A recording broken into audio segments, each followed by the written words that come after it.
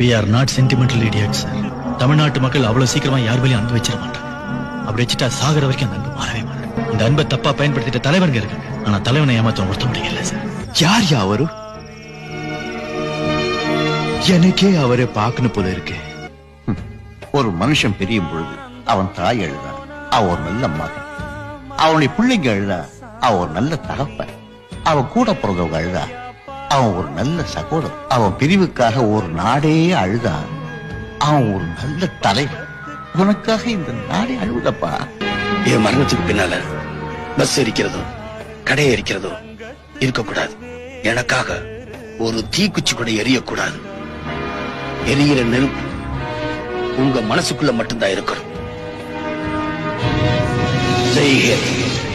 தத்தளிச்சி வாடுதையா ஏழையினந்தான்